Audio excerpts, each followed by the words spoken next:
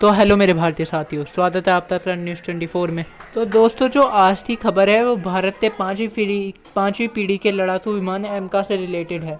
तो इस खबर तो जानने से पहले मैं आपको ये बताना चाहता हूँ कि मेरी कुछ वीडियो में ये कमेंट आई थी हाँ कि मेरे वॉइस सही नहीं आती, बट मेरी वीडियो एडिटिंग सही है और पीछे से कुछ अलग वॉइस आती है। तो दोस्तों, वो थोड़ी एडिटिंग प्रॉब्लम्स हो जाती है और थोड़ा एरिया भी रिफ्लेक्ट करता है कि वॉइस कैसी होनी चाहिए। अब मैं सही एरिया पे बनाऊँ तो वहाँ पे कहीं शांत एरिया तो ढूंढने की कोशिश कर रहा हूँ जिसमें मैं अपनी वीडियोस बना सकूँ। वैसे अभी मैं अपनी नॉर्मल जगह पे बना रहा हूँ।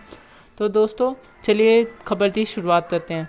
तो दोस्तों, जो हमारा पांचवी पीढ़ी का लड़ाकू विमान एमका है, जिस पे अभी एडीए जो डीआरडीओ की एक अंडर काम करने वाली एजेंसी है, एडीए एरोनॉटिकल डेवलपमेंट एजेंसी, वो काम कर रही है। तो उसने एमटा से रिलेटेड एक न्यूज़ दी है। तो दोस्तों, वो न्यूज़ ये है कि जो हमारी एडीए है उसने बीईएल मतलब भारत इलेक्ट्रॉनिक लिमिटेड के साथ एक एमओयू साइन किया है, वो भी बीस्ट मोड से रिगार्डिंग। अभी आप सोचेंगे बीस्ट मोड क्या होता है, तो दोस्तों मैं आपको समझा देता हूँ कि आप जितने भी ये स्टेल्थ लड़ाकू विमान यानी पांचवी पीढ़ी के विमान देते हैं, जैसे F-22 रैप्टर, J-20 और जो चीन का J-20 है और अमेरिका का F-22 रैप्टर, F-35, इनमें भी बीस्ट मोड होता है।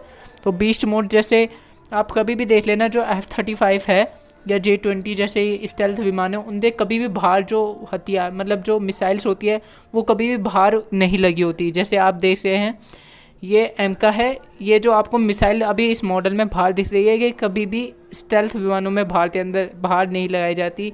ये जो आपको अलमारी से दिख रही है, इसके अंदर वेपन ढाले जाते हैं, मिसाइल्स वगैरह जो भी होती है वो इस अलमारी के अंदर ढाली जाती है। और फिर ये विमान ऐसे जो दिख रहा है ऐसे मिसाइल्स नहीं लगाई जाती। तो दोस्तों, तो बीस्ट मोड इसी तरह का काम करता है। इसे एक इंटरनल वेपन वे भी कहा जाता है। इंटरनल वेपन वे मीन्स, जैसे मैंने अभी आपको दिखाया था, एक जगह जहाँ पे हम मिसाइल्स वगैरह को इंटीग्रेट कर देते हैं। मतलब एक जो फाइटर जेट है उसी के अंदर लगा देते हैं और ना उसके बाहर के पंखों के अंदर। जैसे अभी आप देख रहे हैं ये जितनी भी मिसाइल्स होती है वो इन्हीं जगहों पे लगा दी जाती है। F-35 का इंटरनल वेपन वे है जिसके अंदर F-35 की मिसाइल्स एंड हथियार रख दिए जाते हैं। तो जब वो हथियार इसके अंदर हो जाते हैं पूरा विमान स्टेल्थ हो जाता है। तो दोस्तों, आप सोचोगे ये कैसे स्टेल्थ हो जाता है, तो एक नॉर्मल सी बात है कि जो हमारी मिसाइल्स होती हैं उनमें कोई स्टेल्थनेस नहीं होती। अगर वो बाहर इंटीग्रेट कर दी जाती है, बाहर लगा दी जाती है एक फाइटर जेट से, तो जो रडार रेडियो वेव छोड़ते हैं वो उन मिसाइल्स पे लगती हैं, जिससे ये पता चल जाता है कि हाँ यहाँ पे ये फाइटर जेट है। और अगर वो फाइटर जेट के अंदर इंटीग्रेट की जाती है इंटरनल वेपन वे में, तो फिर जो दरवाज़ा बंद होता है उस एयरक्राफ्ट का, उस पर भी एक स्टेल्थ प्रोटीन होती है, जिसकी वजह से रेडियो जो वेव है वो स्टेल्थ प्रोटीन उसे अब्जॉर्ब कर लेती है, जिससे जो स्टेल्थनेस है फाइटर जेट की वो एकदम सही रहती है।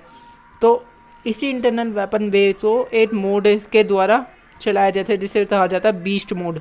तो उसी से रिगार्डिंग अभी एक एमओयू साइन किया है एडीए ने, वो भी बीईएल के साथ, भारत इलेक्ट्रॉनिक लिमिटेड के साथ। तो दोस्तों, ये अभी मैंने कुछ दिनों पहले या कुछ हफ्तों पहले आपको एक खबर दी थी एमटा का ढांचा बनते तैयार कर दिया गया है और एमटा की टेक्नोलॉजी तो टेस्ट किया जाना है। तो उसमें उससे रिगार्डिंग जो खबर आई थी वो ये थी जो एमटा की अभी टेस्टिंग चल रही है, उसमें पहले बिना हथियार की जो टेक्नोलॉजी थी, मतलब जो बिना हथियार की टेक्नोलॉजी चेक करनी थी वो हो चुकी है। और अब एमका से वो चीज़ें तैयार की जाएगी जो एमका तो धातक से धातक और पावरफुल एक वेपन बनाएंगे, पावरफुल फाइटर जेट बनाएगी पांचवी पीढ़ी का। तो उन टेक्नोलॉजीज़ पर अब काम किया जा रहा है। तो ऐसे ही कई टेक्नोलॉजीज अब धीरे धीरे एडीए एमओयू साइन करके अपने साथ मिलकर बनवाना स्टार्ट करेगी। तो दोस्तों, कैसी लगी आपको खबर, कमेंट करते ज़रूर बताएं और वीडियो को लाइक करें और चैनल को सब्सक्राइब करें। जय हिंद।